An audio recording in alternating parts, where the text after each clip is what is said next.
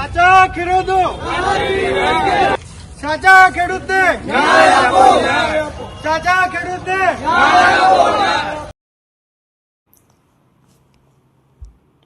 બનાસકાંઠા જિલ્લાના ડીસા પંથકના આગડોલ ગામમાંથી એક ગંભીર મુદ્દો સામે આવ્યો છે, જ્યાં કમોસમી વરસાદથી થયેલા પાક નુકસાનની સહાયમાં ભારે ગેરરીતિ થયાનો ખેડૂતોનો આક્ષેપ છે।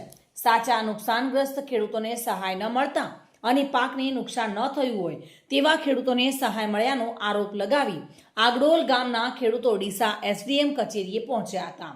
ખેડૂતો દ્વારા તટસ્થ તપાસની માંગ સાથે આવેદનપત્ર પાઠવવામાં આવ્યું હતું।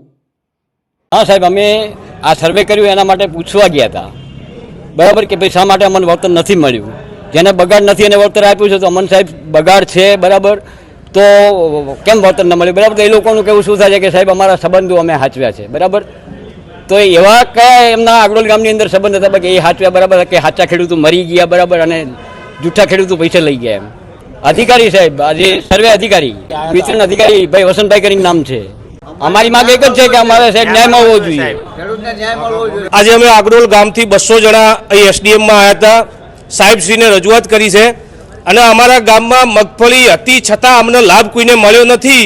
જે સર્વે કરવા આવ્યા હતા એ અમારો ગામ 1500 વોટિંગનું ગામ છે, પણ 2 કલાકમાં સર્વે કરીને જતા રહ્યા। એટલો ફાસ્ટ સર્વે કેવી રીતે થયો અને કયો સંબંધ તમે હાચવ્યો, કઈ તમારી લાગવડ હતી કે કઈ તમે લાંચ લીધી, એવું અમને સાહેબશ્રીને નમ્ર વિનંતી, સરકારને નમ્ર વિનંતી કે અમને ઝડપથી આનું નિરાકરણ લાવે।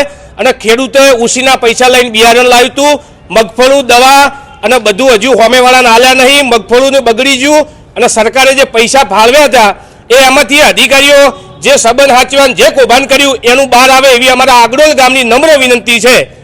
આગડોલ ગામમાં 300 ખેડૂતો છે, આમાં 30 જણાને મળ્યા છે અને 30 જણાનું સાહેબશ્રીને નમ્ર વિનંતી કે ચેક કરશો તો એમને મગફળી વાઈ કે નથી વાઈ એ તમને રિઝલ્ટ મળી જશે।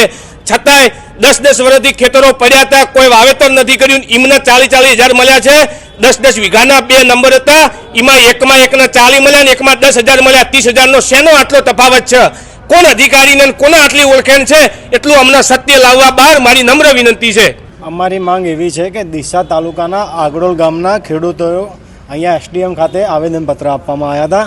આવેદન એ હતું કે જ્યારે કમોસમી વરસાદના કારણે 12 મહિનાથી તમે જોવો છો કે ખેડૂતોને કેટલું નુકસાન થયું છે અને ખેડૂતોને વળતર મળે એ માટે આપણે રડ્યા પણ છે આગળ, અને એના લીધે એમના ગામમાં સર્વે કરવામાં આવ્યો। સર્વે કર્યો તો સર્વેમાં શું થયું, જે સાચા ખેડૂતો હતા, જે સાચા ખેડૂત પાયમાલ થઈ જતા, જેમને ખાવાનો ફોફો હતો, જેમના જોડે ખાવા માટે પૈસા નહોતા, એવા લોકોનો સર્વે થયો નહીં।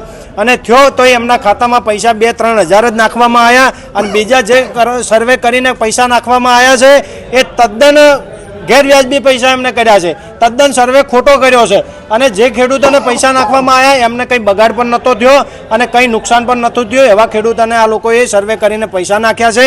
ના જાણે કઈ રીતનું સેટિંગ હતું કે કઈ રીતનું ગોલમાલ હતું। જો આવા ગામડામાં જ ગોલમાલ થતું હશે તો ઇન્ડિયામાં તો શું ગોલમાલ થશે? આ તો એક આગડોલ ગામની સમસ્યા છે, તો આખા તાલુકા આખા જિલ્લામાં કેટલું ગોલમાલ હશે?